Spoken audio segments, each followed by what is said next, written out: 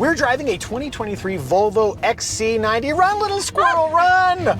Coming up, we're going to share the single greatest automotive feature ever for lazy parents, like us. But first, information explosion.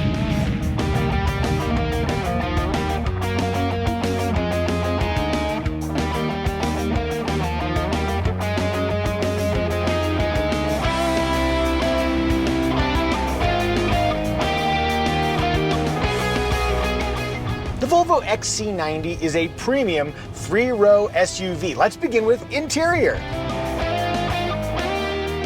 This interior is so pretty. I love all the materials, the stitching, the metallic. That's metal. That's not just metallic, that's metal. And adjacent to that metal, run the graphic.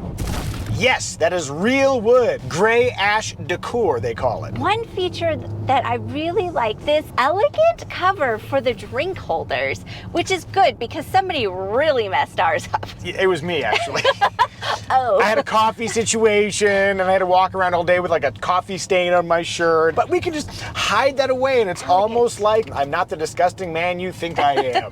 The one issue I have with the aesthetics of the interior is this bit of shiny black plastic in this high touch zone. It is covered in fingerprints and smudges and dust. But as I've noted, like motion smoothing on a TV at Best Buy, it looks good in the dealership. Like, wow, look how shiny that is. But the longer you live with it, the more you realize it's not a great surface for a high use space like an automobile. We haven't talked about the seats yet. They are so pretty. This gray wool and the white piping looks really good. I also like the tag here that says Wool Blend Performance. Okay, what performance are we talking about here? I don't know, but it made me feel a little more comforted that if you spill coffee on it, maybe it'll be okay. And if there's anybody who can spill coffee on it, it's me. I'm not finding them uncomfortable, but they are a little bit on the firm side. For how I drive, it holds me in place reasonably well, but it's not too confining. I find them to be comfortable. Now, we teased in the beginning of the video, we're going to share the #1 automotive feature for lazy parents like us. You may have noticed our daughter is sitting in the middle.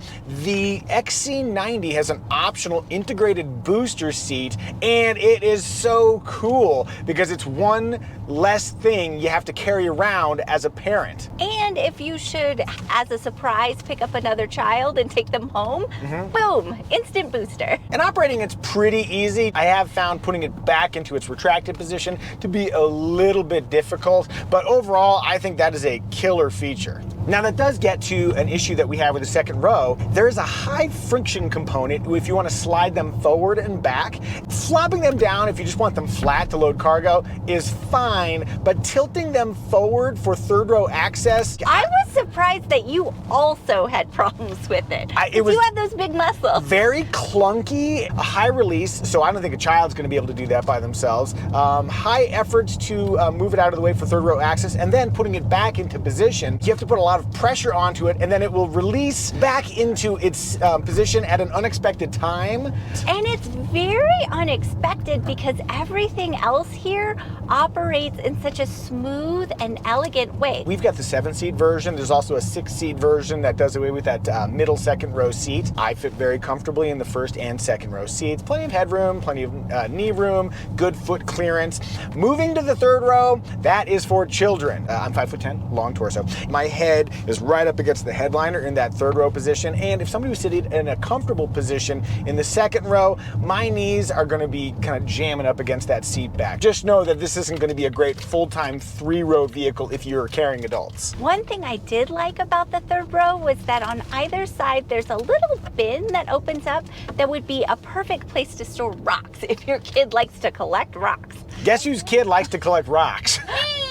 There's also a fun little Easter egg in there, and I have no idea why they went with the spider theme. There's one arachnophile in the Volvo Design Center that finally got their wish. For cargo space, we have 11.2 cubic feet behind the third row. It goes up to 12.6 in the non-plug-in hybrid rendition of the XC90. It's not the biggest cargo space that we've seen in the midsize category, but I think it's workable. There's a little underfloor area where you can store the charging cable because this is a plug-in hybrid electric vehicle. Dropping the third row seats, how did you find it? You're a little bit shorter than I am, and by that I mean a lot shorter than I am. I found it easy to drop the seats. Kiddo, how do you find it getting in and out of the Volvo XC90? Very good then.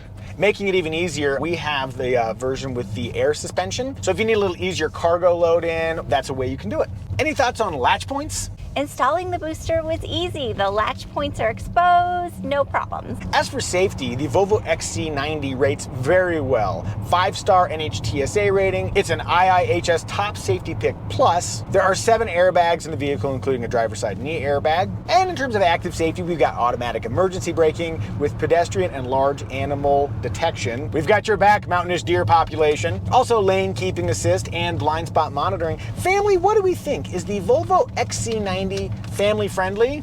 Family friendly. Family friendly with second row caveats. Rear window test. All the way down. Boop. Armrest test, driving in a comfortable 8 and 4. It's a bit of a reach to the inboard and outboard armrests. Outboard, there's a fair squish factor, which makes it a little bit more comfortable than the inboard, because on this edge here, you've got some stitching. Very hard plastic, right where my elbow lands. I'm gonna go 65% outboard, 35% inboard. Nah, that's too harsh. 40% inboard. Hey, do you want to see more videos like this where we review cars as a family, plus the occasional helicopter adventure? If so, you're welcome to subscribe. Style! Real quick, let me thank the sponsor for today's video, Flying Eyes Sunglasses. And here's how bad I am at doing this. I forgot to bring them with me. Sweetie, just show them what is cool about your glasses. So these are the most lightweight glasses I've ever owned. They have extremely flexible temples that fit easily under headphones or a helmet or headset. They also come with removable magnetic tinted lenses, which are unfortunately in my purse. If this poor quality endorsement has you intrigued about what Flying Eyes could do for you, click the link in the description below to learn more. If you'd appreciate aviation grade eyewear, you can save 10% using the promo code Micah. Flying Eyes.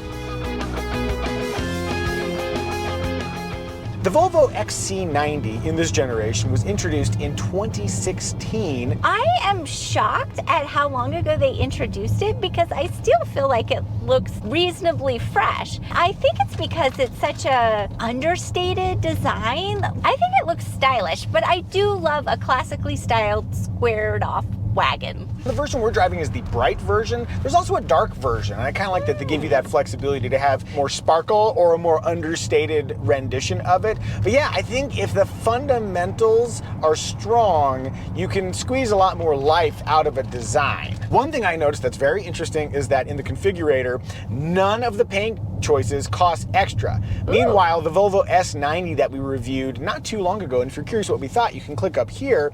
Every single paint choice except the basic black was $695. If you're offended by having to pay extra money for paint choices, buy a Volvo XC90. We think the Volvo XC90 still has plenty of style despite its age, but what do you think? Do you like the Volvo XC90's look?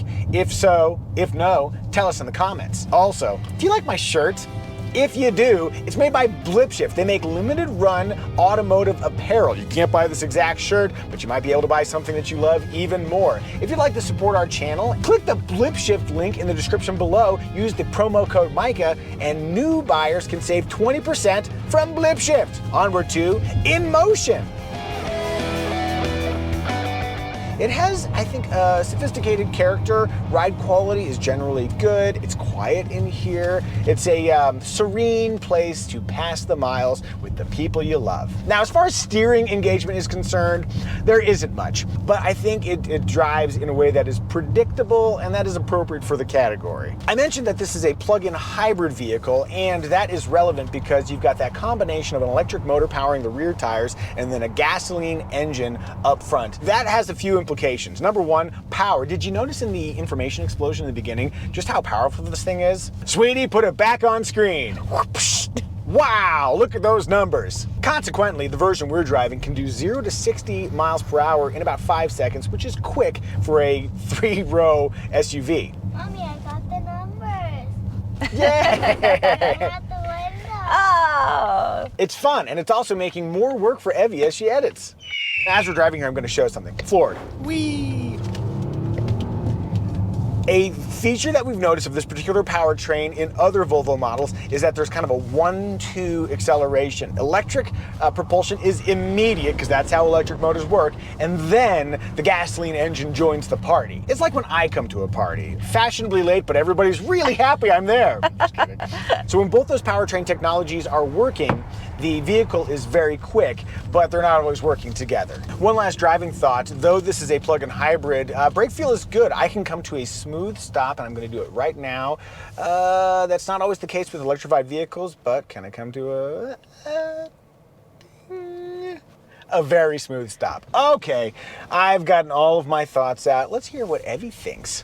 Evie's driving and she's backing up. Tell me, how do you find maneuvering a vehicle of this size? Well, it all begins with shifting with a crystal. You know what it begins with? Putting on your microphone. So you're shifting with a crystal, go on. It makes me feel like a wizard, and I like it. Order furs. As you're steering at low speed, does it feel comfortable to you? Oh my gosh, the effort is really low in steering this.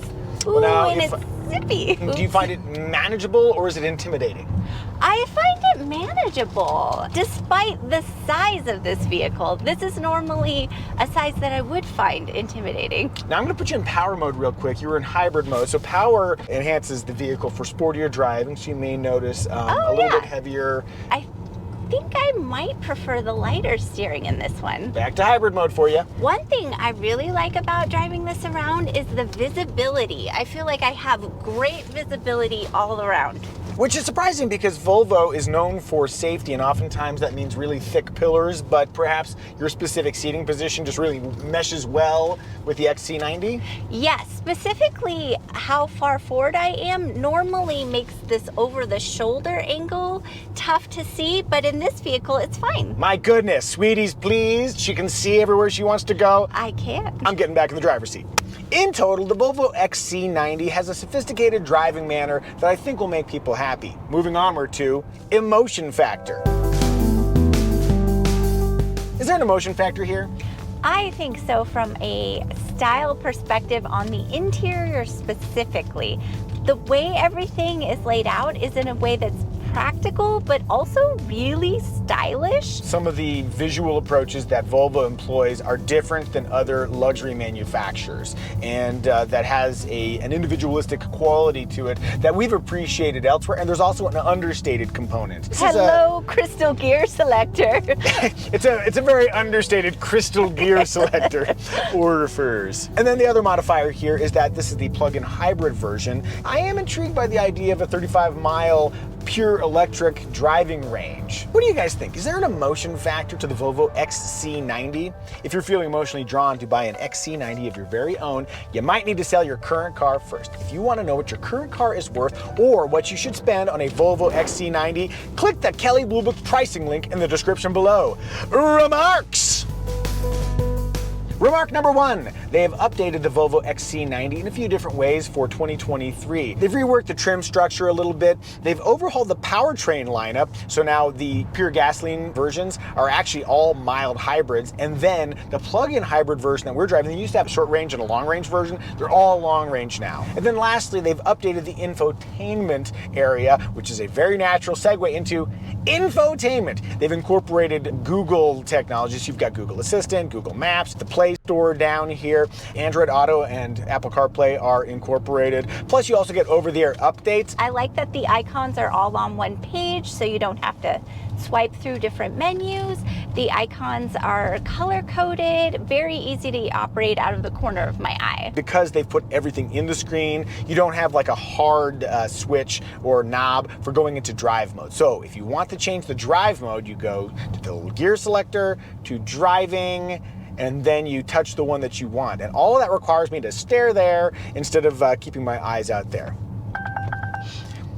So right there, the car thought I was about to hit the back of that Range Rover Evoque. So that happens sometimes on our curvy mountain roads where people park in corners. Didn't do it when I was driving past that Pontiac, though. I don't think it was so concerned about like the insurance implications of hitting a Pontiac. Back to the screen, I do like the optional 360-degree camera system. I do wish the display was a little bit larger, though. When they first introduced this 9-inch display in Volvos, that was plenty of real estate. Nowadays, a little bigger screen would be nice. One odd omission, no wireless phone charging in here. One thing that is included, the famous Volvo ticket holder. Wow. Speaking of the windshield area, there is a slight distortion. I immediately noticed that getting in. Did you notice that at all? Nope. If you have 2017 vision, that might bother you. But it's also probably specific to this vehicle, just something I noticed. Gazing slightly downward, we have a 12.3-inch digital gauge cluster, works just fine. Oh, and then this one has the Bowers & Wilkins audio system, and as mentioned, you get these cool speaker grates, and it sounds great too, 19 speakers of auditory bliss. It's also $3,200. Ooh. I think that's more than my first car. And now, everybody's favorite segment, the Muzio family smell test.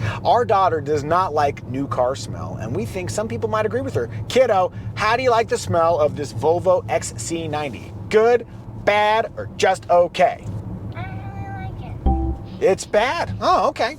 And that was the Muzio family smell test. All right, let's talk engine choices. The base engine is a 2-liter inline turbocharged mild hybrid engine. The upgraded engine is the exact same thing with more power and slightly worse fuel economy. And then there's the plug-in hybrid version that we're driving. If you want to charge up, it'll take about 5 hours on a 240-volt charger. Oh, and this is cool. The plug-in hybrid version of the XC90 qualifies for a $7,500 federal tax credit.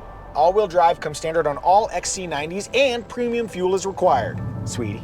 Yeah. Can I give you a trim recommendation? Of course. Our trim recommendation is which trim will give you the essential features you would regret not getting, but at the lowest possible price. For our trim recommendation, we're gonna go with the base $56,000 B5 Core trim.